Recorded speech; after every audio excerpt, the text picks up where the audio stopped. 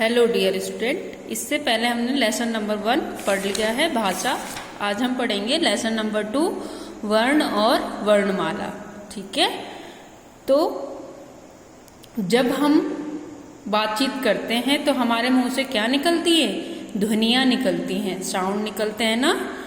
तो जैसे ये बोल रहा है इसको कोट और ये लड़का बोल रहा है माला, तो कोट बोलते हुए मुंह से क्या निकल रही है? ध्वनि निकल रही है ना, साउंड निकल रहा है। तो कौन कौन से साउंड निकल रहे हैं?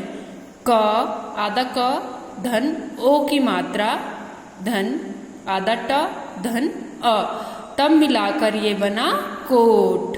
ठीक है बच्चों, इसके बाद माला। इस लड़के ने बोला माला, तो माला कैसे बने हैं? आधा म, धन आ, धन ल, धन आ, तो बन गया माला। तो ये जो साउंड ध्वनियाँ निकल रही है मुंह से, तो इनके लिए क्या है? कोट, इसके लिए अलग ध्वनि है। माला, इसके लिए अलग ध्वनियाँ है। दोनों अलग अलग है ना। तो जब ध्वनियों को लिखा जाता है तब ये क्या कहलाती है? वर्ण कहलाता है। अब वर्ण किसे कहेंगे? जब ये ध्वनियाँ जो हम कोट बोल रहे हैं और इनको लिख रहे हैं, तो इन लिखित ध्वनियों को क्या बोलते हैं? वर्ण। क्या कहते हैं? वर्ण, लेटर। ठीक है, वर्णों के टुकड़े नहीं किए जा सकते। ठीक है, अब इन वर्ण के क्या हैं? हम और छोटे टुकड़े नहीं कर सकते हैं। वर्ण को अक्षर भी कहते हैं। वर्ण को हम और क्या चीज भी कहते हैं बच्चों? अक्षर। वर्ण, अक्षर, ये इसका पर्यायवाची है। ठीक है, वर्ण का दूसरा नाम क्या है? अक्षर। ठीक है, हर भाषा में अलग अलग वर्ण होते हैं। ठीक है, हर भाषा के अलग अलग वर्ण है ना। जैसे हिंदी के क्या है? अ आ ई उ, और इंग्लिश के ABCD, उर्दू में कुछ और होंगे, पंजाबी में कुछ और होंगे। ठीक है ना, तो अलग अलग वर्ण निर्धारित किए गए हैं। ठीक है, अब वर्णमाला किसे कहेंगे? जब सारे वर्ण सही क्रम में एक साथ लिखे जाते हैं। ठीक है, जैसे तो उसे क्या कहेंगे? वर्णमाला। जैसे अ से ज्ञ तक है ना, तो पहले अ आता है, फिर आ, छोटी ई, बड़ी ई आता है। तो ये क्या है? एक क्रम है ना। ठीक है, क्रम में लगा रखे हैं। जैसे इंग्लिश में होता है ABCD, आपको पता है पहले ए आता है, फिर B, फिर C, फिर D। ये क्या है? इसका क्रम है ना, क्रम में एक साथ लगा रखा है ना।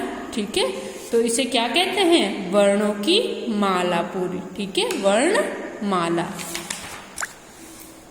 अब आपकी हिंदी वर्णमाला में 2 प्रकार के वर्ण होते हैं। पहला होता है स्वर और दूसरा होता है व्यंजन। ठीक है बच्चों, तो हिंदी वर्णमाला में 2 प्रकार के वर्ण होते हैं, स्वर और व्यंजन। स्वर 11 होते हैं और व्यंजन 35 होते हैं। अ, आ, इ, ई, उ, री, ए, ऐ, ओ, औ।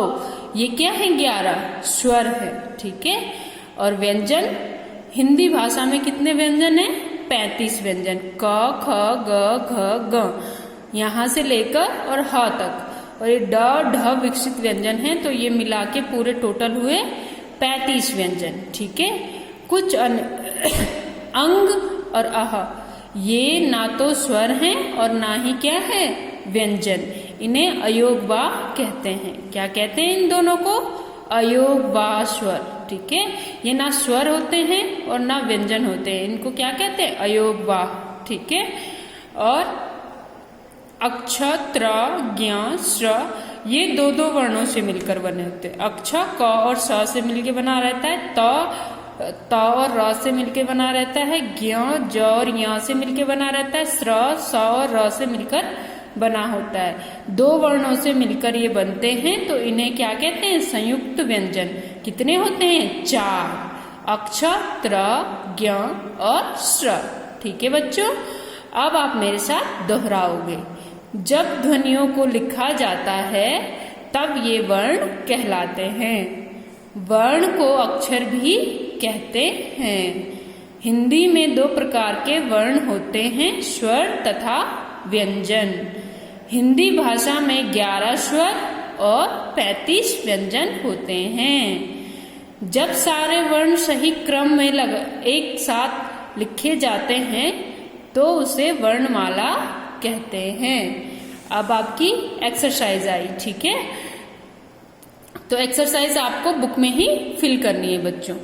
हिंदी वर्णमाला में कितने स्वर होते हैं उन्हें यहाँ लिखो। तो आपको मैंने अभी बताया था कि 11 स्वर होते हैं अ से औ तक, ठीक है। तो ये आप लिखोगे। इन सीढ़ियों पर व्यंजनों के नाम क्रम से लिखो, ठीक है। अब इसको व्यंजन से लिखना है आपको, ठीक है बच्चों। फिर है सही उत्तर के सामने सही का निशान लगाओ। वर्ण का दूसरा नाम क्या है? तो आपको मैंने बताया था वर्ण को दूसरा क्या बोलते हैं? अक्षर भी बोलते हैं। तो अक्षर पे राइट। स्वर कितने प्रकार के होते हैं? तो कितने प्रकार के होते हैं? 11, 35 कितने प्रकार के होते हैं? 11। 35 क्या है? व्यंजन है, ठीक है। अभी आपके पास रचनात्मक कार्य है। स्वर को स्वर से सही क्रम में मिलाते हुए चित्र पूरा करो और उसका नाम लिखो, ठीक है।